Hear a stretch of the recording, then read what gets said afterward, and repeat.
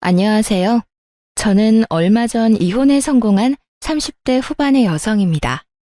저는 고부 갈등이라는 단어는 TV나 인터넷으로 접했지 실제로 그런 일이 심심치 않게 벌어진다는 걸 몰랐어요. 저는 다른 친구들보다 일찍 결혼한 편이었고 그런 고부 갈등에 대한 이야기는 그냥 과장돼서 떠들어대는 이야기인 줄 알았거든요. 주변에 겪은 사람이 없었으니까요. 그리고 요즘 같은 시기에 누가 그런 마인드를 갖고 있냐며 다들 괜찮을 거라 말해줬거든요. 제가 결혼하게 된 남편은 작은 가게를 운영하는 자영업자였어요. 저보다 나이가 4살 많았죠. 그리고 저는 평범한 회사원이었어요. 결혼은 무난했지만 결혼 후가 문제였어요. 결혼 전에는 방긋방긋 잘 웃기만 하던 시모가 결혼 후에는 단 한 번을 웃어주지 않았거든요. 신혼여행을 다녀온 후부터 부부 갈등은 시작되고 있었습니다. 시모는 사람을 괴롭히는데 일가견이 있는 사람이었어요. 그건 저와 비슷한 처지에 놓인 동서도 공감할 정도였죠. 특히 제삿날에는 본인 기준의 완벽을 요하는 사람이었어요. 그런 주제에 손 하나 깜빡 안 하고 턱끝, 입으로만 사람을 부리는 스타일이었죠. 그날도 평소와 다름없이 시모가 마음껏 두 며느리를 괴롭히던 제삿날 중에 하루였어요. 예, 막걸리가 떨어졌구나. 가서 막걸리 좀 사와라. 미리 올 때 사오지 그랬어. 꼭 제사 지내기 직전에 이렇게 없어서 발 동동 굴러야겠니? 네가 야무졌으면 고생할 일도 없는데 머리가 모자라면 손발이 고생한다는 말이 괜히 나온 말이 아니야. 제가 일부러 막걸리를 안 사온 것도 아니었어요. 남편이 나중에 사도 된다며 중간에 마트에 들리는 걸 거절한 탓이 더 크죠. 그 말을 하려다 남편을 슬쩍 보니 모르는 척하길래 저도 입 꾹 닫았어요. 그런 말하면 고자질한다며 잔소리 시간이 2배로 늘 테니 그 상황은 피하고 싶었거든요. 저는 시모 말에 아무 대답도 없이 지갑과 폰만 챙겨가지고 밖으로 나갔어요. 그러자 뒤에서 한마디 하더군요. 아유, 뭐 저런 게 다 있어? 심부름을 시켰으면 나갈 때 네 하고 대답이나 하고 가던지. 대답 없이 물건만 쏙 챙겨가지고 기분 나쁘다는 표정 가득 짓는 거 보니 안 되겠다 안 되겠어. 어디 며느리가 돼서 집안 제사에 저런 표정을 짓는 거야? 나 젊었을 때면 회초리를 맞아도 모자랐을 거야. 안 들리는 척하면 속 편할 거라는 생각으로 밖으로 나갔어요. 마트로 가는 내내 막걸리 하나 때문에 이렇게 욕먹을 일인가 생각이 들었죠. 그 자리에서 한바탕 뒤집어도 됐었지만 제사만 지내면 집에 가잖아요. 집에 가서 쉬고 싶다 그 생각밖에 없었거든요. 그래서 참았던 거예요. 그렇게 마트에 들어갔는데 세상에 그날따라 제삿날 사야 하는 막걸리가 뚝 떨어졌더군요. 딱 그 브랜드만 썼거든요. 왜 그 브랜드만 쓰는지는 몰랐지만 앞뒤 설명도 없이 그것만 사오라고 했기에 그 브랜드만 샀는데 그게 없으니 어쩔 수 없이 그 옆에 있던 다른 브랜드를 사야 했어요. 혹시 몰라 또 다른 브랜드 한 명을 더 사서 시댁으로 갔죠. 시모는 막걸리 봉지를 휙 가져가 신경질적으로 열어보더니 새된 비명을 내지르더군요. 야, 너 이게 뭐 하는 짓이야?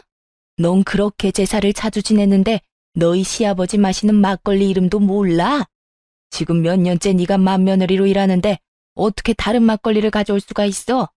너 지금 우리 집 무시하니? 어머님, 갔더니 그 브랜드 막걸리만 다 떨어져서 안 팔더라고요. 시간이 좀 늦어서 다른 곳 돌아볼 여유도 없었고요. 그래서 다른 브랜드 사왔는데 오늘만 그걸로 사용하면 안 될까요? 너 그걸 말이라고 하니? 정말 어이가 없어서. 이딴 식으로 제사 지낼 거면 오지 마. 얼마나 기분이 더러운지 알기나 해? 제사라는 건 정성이야. 그런데 이딴 정신머리로 제사상 차리는 거 부끄럽지 않니? 어휴, 내가 죽어서도 이럴 거 눈에 뻔히 보이니 내 속이 다 탄다. 솔직히 말해봐. 우리한테 이럴 거면 우리 아들이랑 결혼은 왜 했어? 막걸리 한 병에 이런 수많은 이야기를 들을 줄은 상상도 못했어요. 산 사람 취향 맞추는 것도 아니고 죽은 사람 제사 지낼 때 쓰는 술인데요.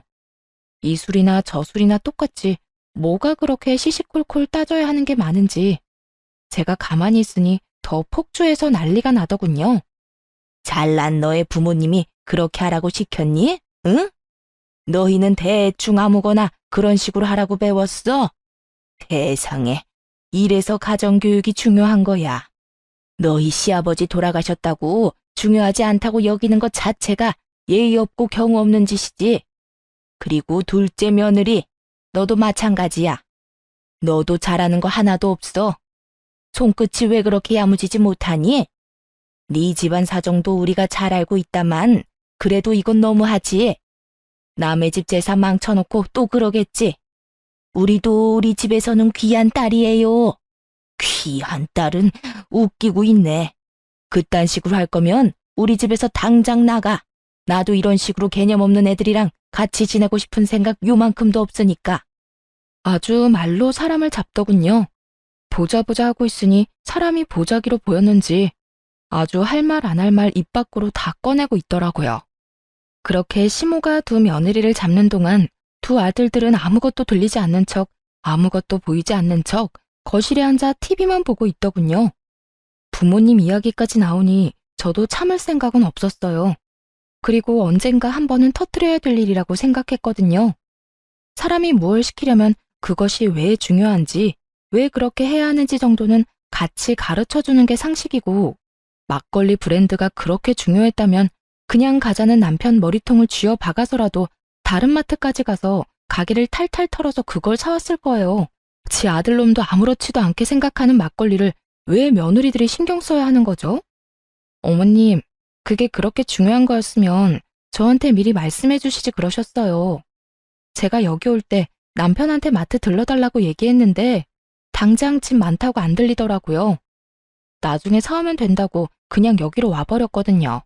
그리고 그 막걸리가 그렇게 중요한 거면 왜 그 브랜드만 사야 하는지 얘기라도 해줬어야죠.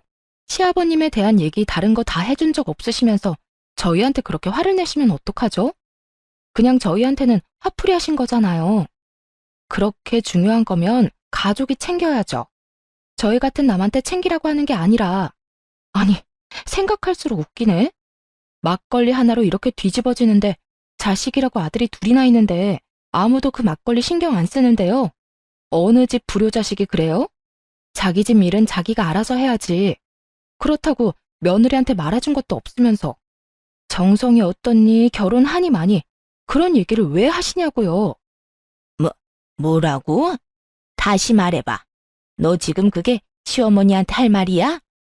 그럼 어머님이 하신 말은 며느리한테 할 수 있는 말이라고 생각하세요? 아니, 같은 인간한테 할 수 있는 말이라고 생각하시냐고요. 누가 들어도 무시하고 짜증내고 화내고 분풀이인데 그걸 왜 제가 들어야 돼요? 그걸 왜 동서가 듣고 있어요? 그렇게 중요한 제사면 어머님이 혼자 준비하세요. 며느리들 보듬어가며 가르치고 알려줘도 모자랄 판에 자기 원하는 대로 안 했다고 화만 내고 있으니 누가 어머님 장단에 맞춰주겠어요? 안 그래요? 그럴 거면 아들들 데리고 제사 지내요. 속 편하시도록.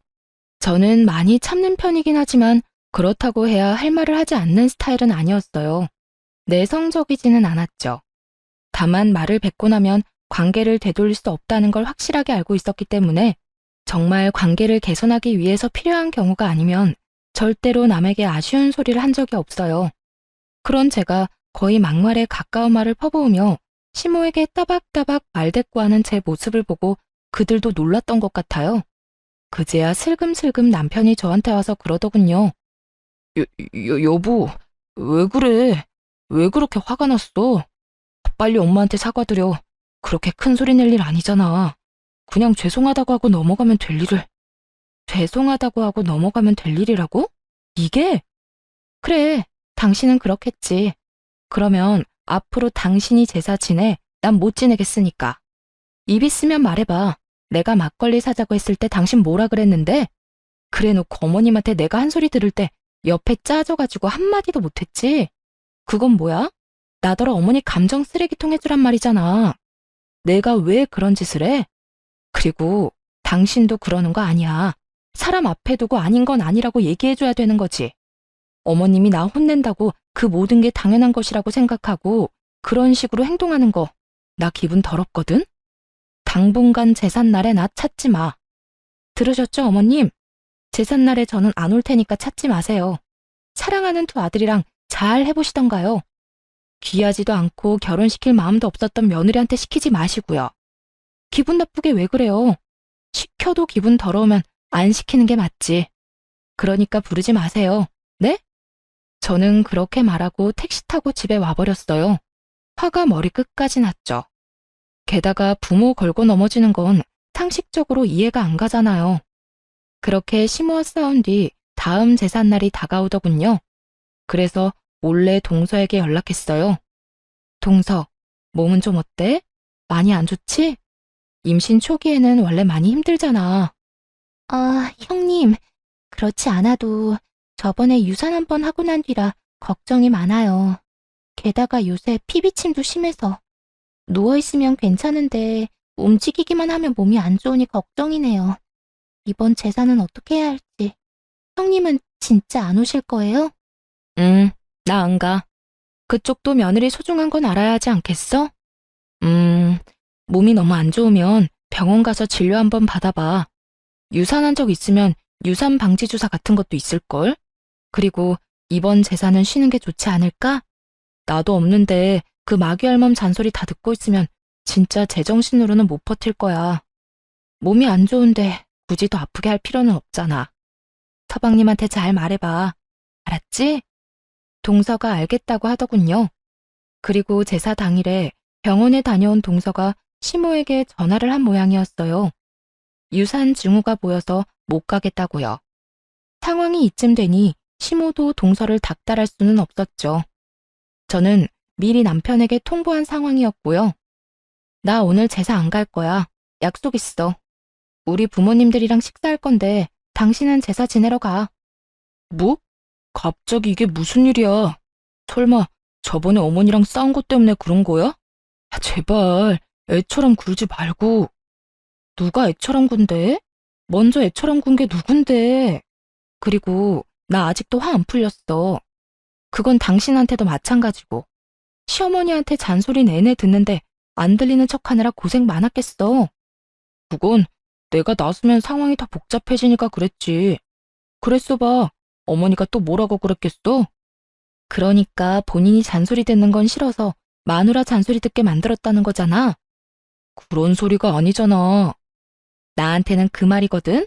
어쨌든 안 나가니까 둘이 알아서 해. 왜 둘이야? 동서도 못 간대. 유산방지 주사 맞고 병원 입원한대 당분간. 그러면 당신이라도 가야지. 안 간다는 말 못 들었어? 당신이야말로 나한테 이러는 거 아니지. 내가 무슨 소리까지 들었는지 진짜로 못 들은 척 하는 거야? 우리 부모님 이야기까지 나왔거든? 아무리 그래도 정도가 있지. 내가 당신한테 우리 집에 못한다고 뭐라 한 적이라도 있어? 주는 대로 받는 법이야.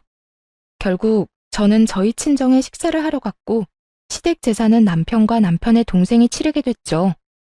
시모가 열받아서 저한테 전화를 하더군요. 연락 다 거절했어요. 이 좋은 날에 귀 더러워지게 왜 그 사람 전화를 받아요? 그럴 필요 없잖아요. 그렇게 기분 좋게 식사하고 집에 돌아왔는데 남편 놈이 늦게 들어오며 저한테 화를 내는 거예요.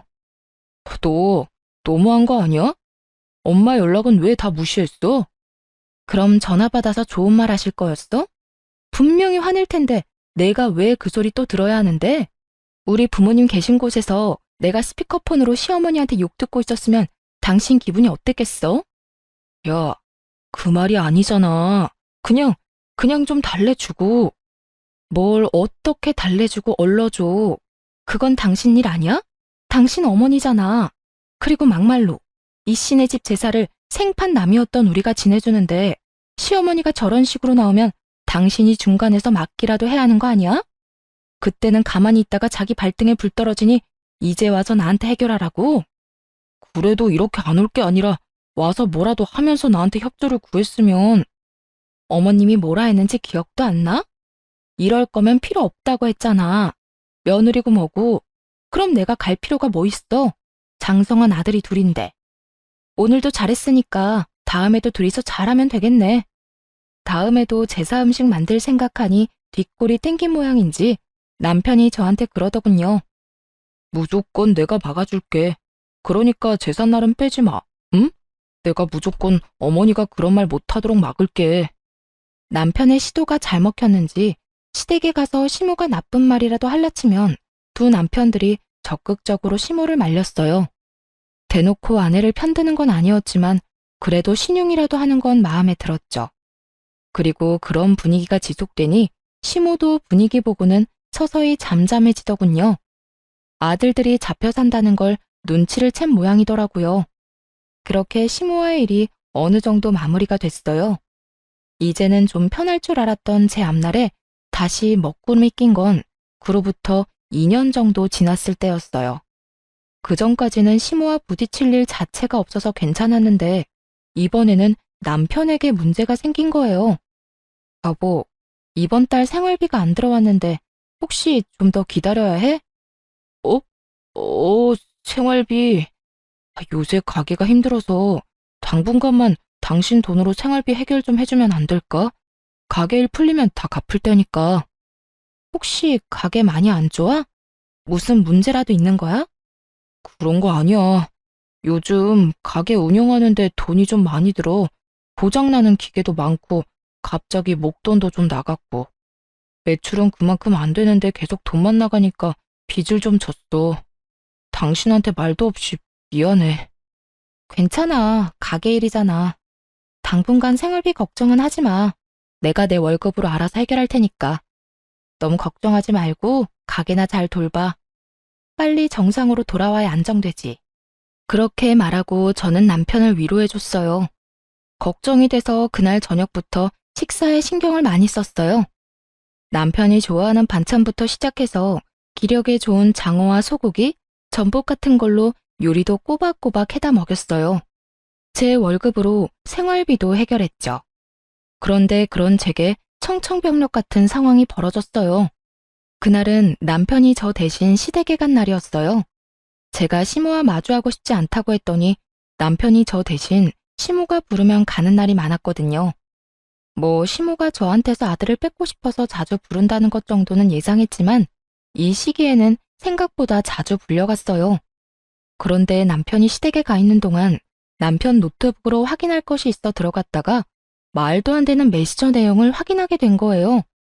남편이 누군가에게 문의를 한 내용이었는데 그게 충전과 관련한 내용이더라고요.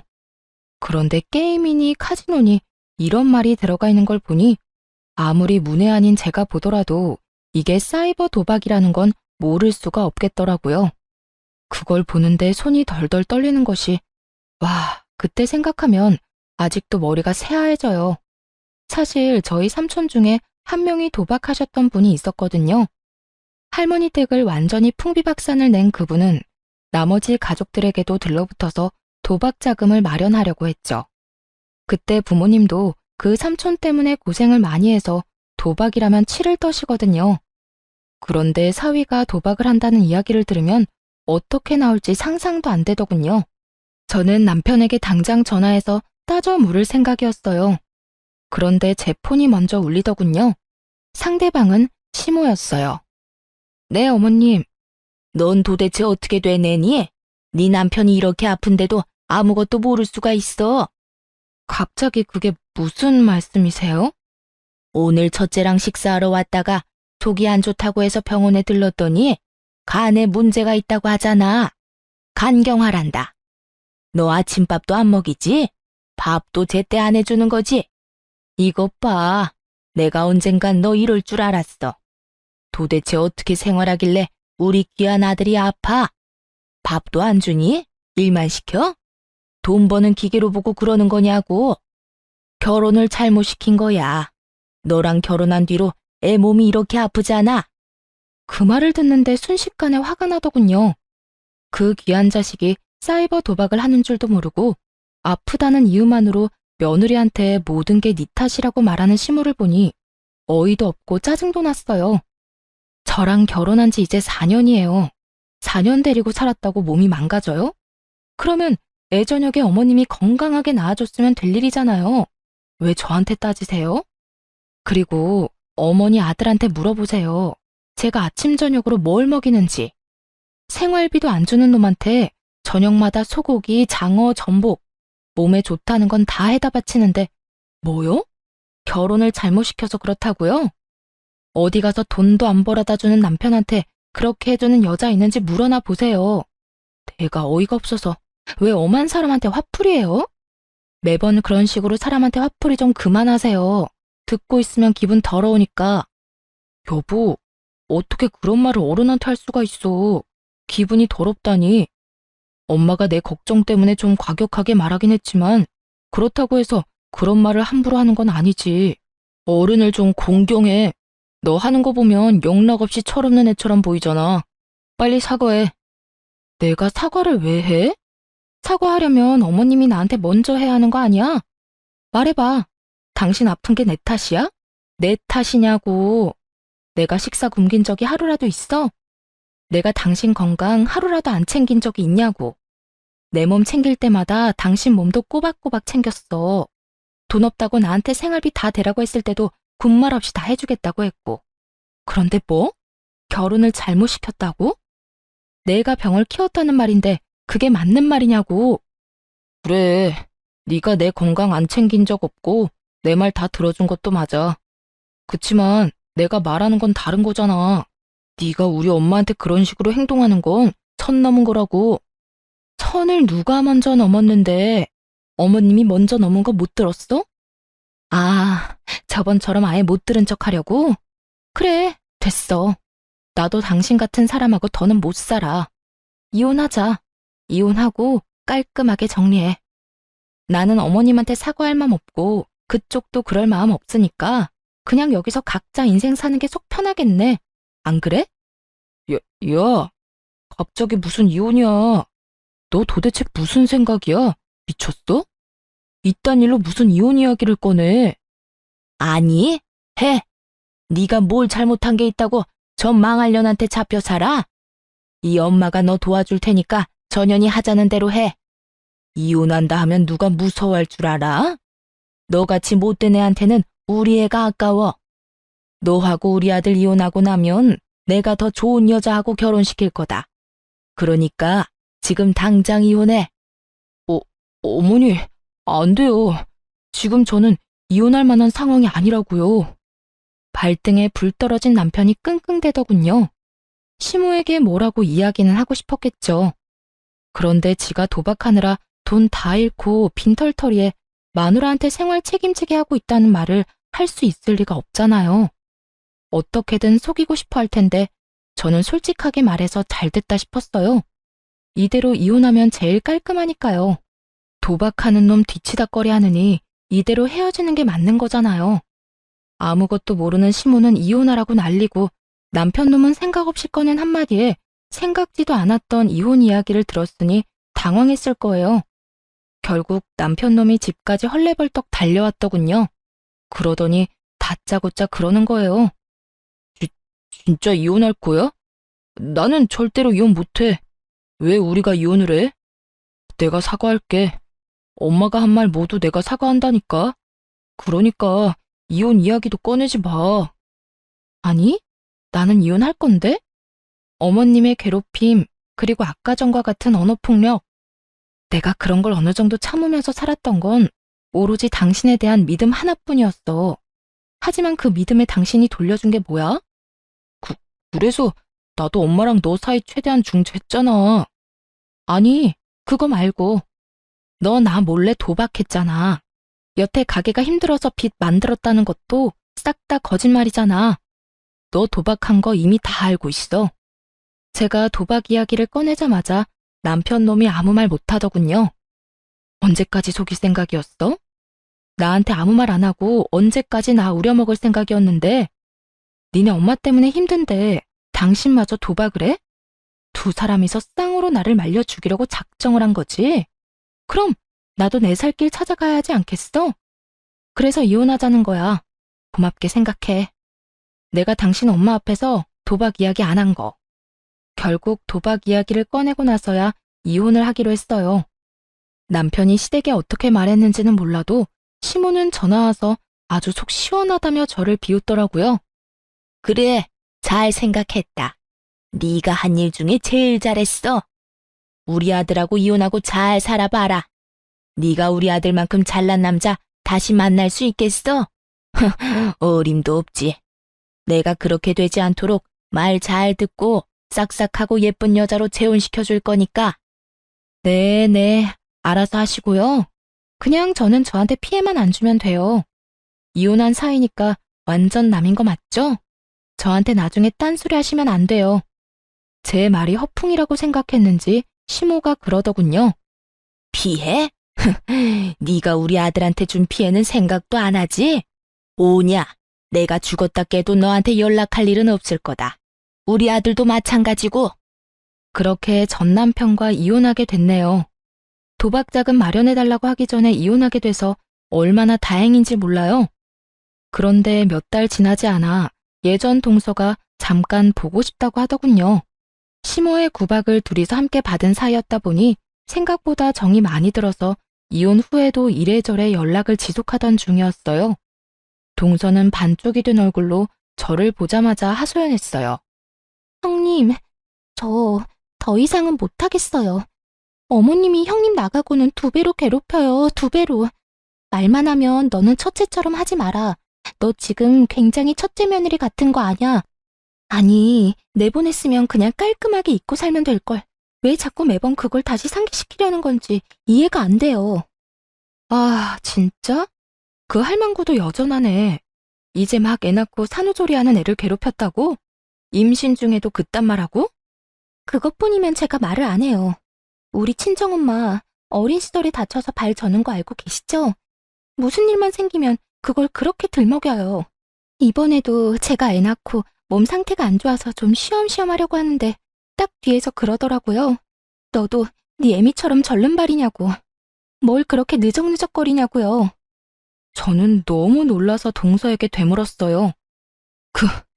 그런 말을 했다고? 할망구 드디어 미쳤네. 아니, 어떻게 말을 해도 그렇게 사람 신경 건드리는 말만 골라서 해? 부모 건드리는 건 예의가 아니지. 그렇다고 자기가 자식들을 그렇게 잘 키운 것도 아니고. 봐봐, 전 남편이나 도련님도 힘든 일을 도와주기를 해. 이런 일이 있을 때 막아주기를 해. 아이고, 동서만 불쌍하게 됐네. 그래서 그런데 제가 이혼 상담이라는 걸 좀 받아보고 싶거든요. 실제로 할 거라는 말은 아니고 상담해보고 저한테 유리하면 이혼을 하는 게 맞지 않을까 해서요. 이런 식으로 애 데리고 못 살아요. 나중에 애가 커서 어머님이 하시는 거 보고 배우기라도 하면 진짜 세상이 무너질 것 같거든요. 그냥 저를 찾아온 게 아니더군요. 아무래도 제가 이혼하고 난 뒤로 워낙 시모가 많이 괴롭힌 것도 있지만 시동생이 동서를 도와주지 않아서 그런 것 같았어요. 그래서 제가 동서에게 명함을 하나 건넸죠. 나 이혼할 때 봐준 변호사 사무소야. 이혼 전문이라 최대한 동서한테 도움되도록 도와줄 거고. 근데 이렇게 시모 괴롭힘으로 이혼하는 거면 그 증거도 갖고 있어야 하거든? 동서가 좀 힘들고 귀찮겠지만 녹음이라던가 녹화, 폰 문자 내역 같은 것도 다 증거로 수집해놔야 할 거야. 고마워요, 형님. 정말 그 집구석 인간들한테 본때를 보여주려고요. 불쌍한 우리 친정엄마를 걸고 넘어졌을 때 이미 선 넘었거든요. 그렇게 동서도 이혼을 준비하더니 곧 시댁에 통보가 갔더군요. 둘째 며느리의 이혼 이야기까지 나오자 그제야 발등에 불이 떨어진 걸 실감했는지 시모가 저 이혼할 때와는 다른 행동을 하기 시작했어요. 동서에게 가서 붙잡았다고 하더군요. 이혼 안 하면 안 되겠냐고요. 저한테 뭐라고 했는 줄 알아요? 글쎄, 자기가 치매에 걸렸던 것 같다면서 설마 자기가 나한테 이런 말을 했겠냐며 시치미를 뚝 떼더라고요. 치매는 무슨... 제삿날을 하루도 안 빼먹고 기억하는 양반이 치매 걸렸다고 우기는데 진짜 어이가 없더라고요. 제가 저희 친정엄마 절름발이라고 그거 가지고 나한테 괴롭힌 거 기억하냐고 물었더니 그때는 또 뭐라는 줄 알아요? 그런 이야기가 아니었대요. 아픈 부모님도 있는데 네가 더 잘해야 되지 않겠냐는 의도로 말한 거라고 하는데 형님 말대로 통화 녹음 내역 안 가지고 있었으면 빼도 박도 못하고 소송 질 뻔했어요. 진짜 그런 식으로 말했어? 나쁘네, 진짜 나빠. 그래도 이혼했으니 다행이야. 이제 어떡하기로 했어? 저는 친정으로 내려가려고요. 엄마가 발을 절기는 하지만 그 외에는 다 성하고 도리어 엄마가 애 보고 싶으니 친정에서 살라고 하더라고요. 봐서 위조로 받은 돈이랑 재산 분할 받은 거 좀 더 보태서 부모님이랑 같이 살 수 있도록 좀 더 큰 집으로 이사 가려고요. 그래, 잘 생각했네. 동선에도 반반이지? 우리도 반반 내고 아파트 샀거든. 그럼 동서 전 남편도 이제 시댁에 들어가는 건가? 우리는 아파트 팔고 돈 나눴거든. 뭐, 그럴 것 같더라고요. 차라리 잘 됐죠. 그렇게 아들 노래를 부르더니 그렇게 좋아하는 아들 둘이랑 다시 셋이서 알콩달콩 잘 살게 됐으니까요. 그분 원하시는 대로 된 거네요. 저와 이혼한 전 남편도 재산 분할 후에는 빚만 남아있는 상태라 결국 시댁으로 들어갔거든요. 그리고 이번에 또 시동생이 추가된다니 얼마나 웃긴 상황인지 말 안 해도 알 수 있었죠. 이제부터 시모는 두 아들을 건사해야 하는 상황이 온 거예요. 며느리가 없으니 식모처럼 두 아들 밥을 챙겨야 했고 매일 청소까지 해야 했죠. 그 소식을 듣는데 어찌나 고소하던지 매번 며느리 하는 거 없다며 말로만 난리치던 시모가 이제는 그 며느리들이 하던 거 고스란히 하고 있었으니 그것도 하루 이틀이죠. 70이 다 돼가는 노인이 안 힘들 수가 없잖아요. 결국 자기 생각이 틀렸다는 걸 몸이 힘들고 나서야 인정한 시모가 동서에게 연락한 모양이었어요. 동서한테 얼토당토 않은 말을 했다더군요. 용서해 줄 테니 돌아오라고요. 자기가 뭘 용서를 해준다는 말인지. 사람 괴롭혀놓고 도리어 자기가 용서해준다는 말을 하는 시모를 보며 아직도 제정신 못 차렸네 싶었어요. 그런데 동서가 저한테 시모가 연락 왔었다는 말을 한 뒤에 얼마 지나지 않아 시모가 저에게도 연락을 했더라고요. 저는 아예 연락을 받지 않았어요. 마지막에 저한테 연락하지 말라고 했을 때 죽었다 깨어나도 연락할 일 없다며 큰 소리 뻥뻥 친 게 시모였잖아요. 그래서 저는 시모 연락 자체를 받지 않았죠. 그리고 문자 남겼어요. 전화하지 마시라고 할 말 없다고 말이죠. 아주 칼같이 끊어냈더니 더 이상은 아무런 연락이 없었어요. 결국 체념했는지 다 큰 두 아들 뒤치다거리나 하며 살고 있다고 들었어요. 그래도 도박쟁이 첫째 아들이 제정신은 차렸나 보다 싶었던 그때 드디어 폭탄이 시댁으로 날아갔더라고요. 저도 폭탄이 시댁에 떨어진 줄은 몰랐는데 다짜고짜 시모가 찾아오게 되면서 알게 됐어요. 야, 네가 우리 아들 돈 가로챘지? 우리 아들한테 돈 빌리라고 해놓고 빚 만들었잖아. 이 나쁜 년, 당장 안 나와? 현관문을 두드리며 문 앞에서 난리를 피우는 시모를 보며 아, 드디어 그 문제를 시모가 알았구나 싶었어요. 그런데 이번에도 또 제 탓을 하더군요. 이혼한 지 1년이 다 되어 가는데 말이죠. 저도 열받아서 문을 확 열었어요. 문 앞에 기대서 문을 두드리던 시모 몸이 뒤로 확 밀렸죠. 야! 죽일년? 네가 그랬지? 우리 아들한테 무슨 짓 했어? 이혼하기 전에 돈 다 빼먹고 애한테 빚만 남겨? 오냐? 이런 식으로 나오겠다 이거지? 왜 아무 상관없는 나한테 와서 이 난리예요? 연락 안 한다고 하지 않았어요?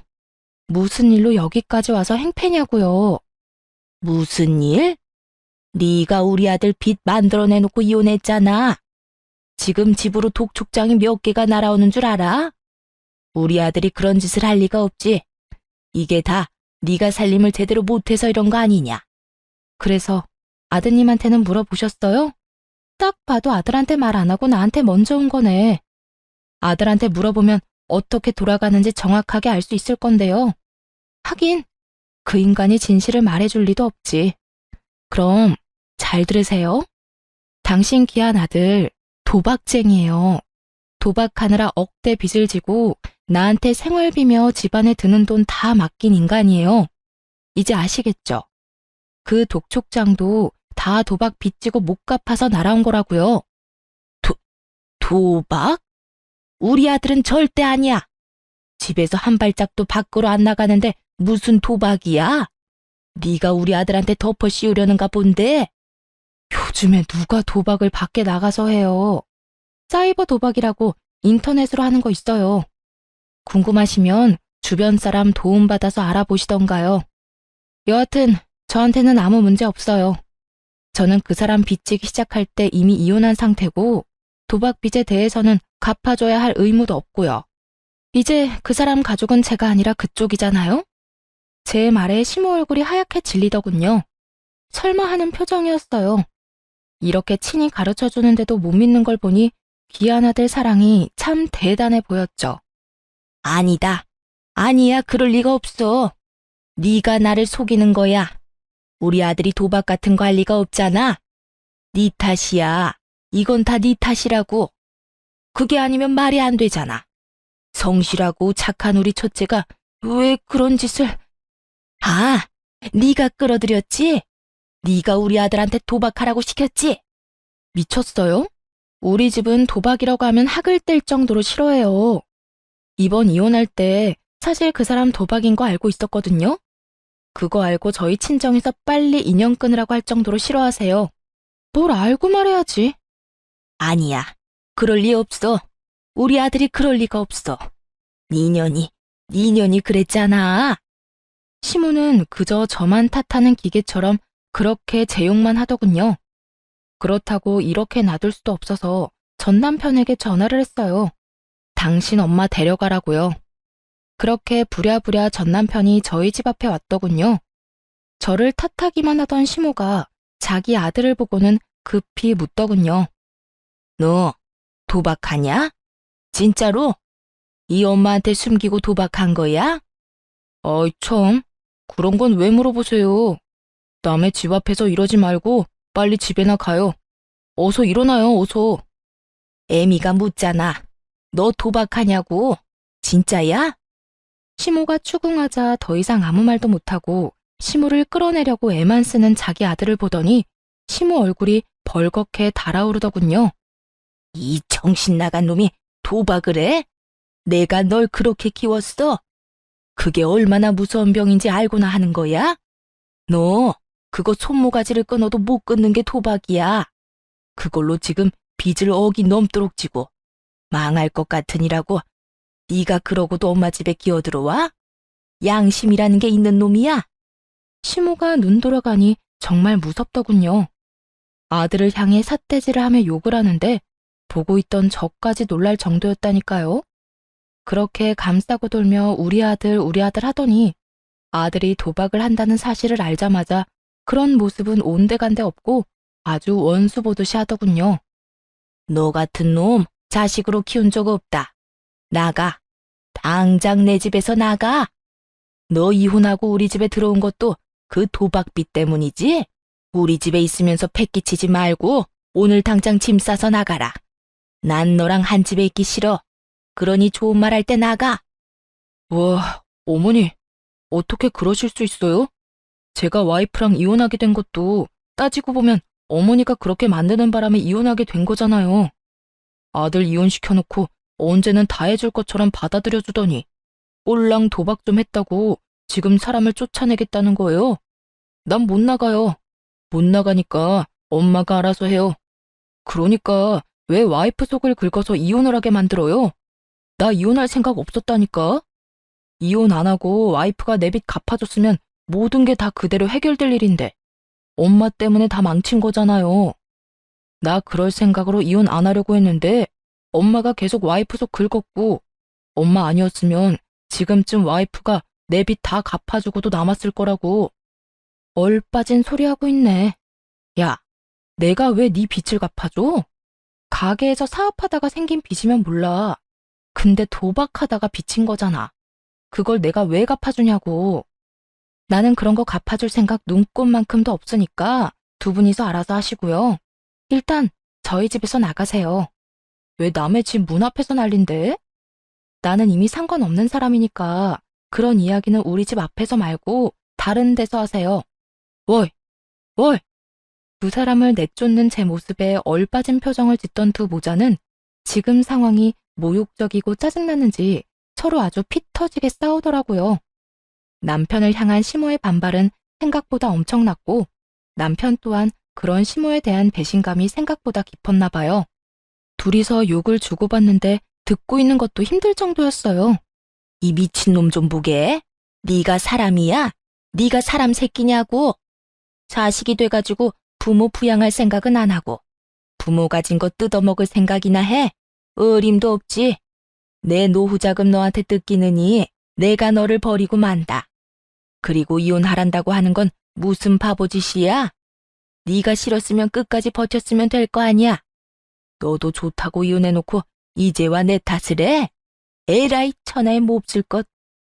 몰라요. 모르겠으니까 엄마가 내 빚 다 갚아줘요. 어차피 내 주소도 엄마네 집 앞으로 돼 있어서 엄마 집도 차 앞 들어갈 거예요. 그러니까 집 잃기 싫으면 그냥 얌전히 내 돈이나 갚아달라고요. 적반하장이라는 말이 참 잘 어울리더군요. 게다가 이혼하고 나니 뻔뻔함도 늘었고요.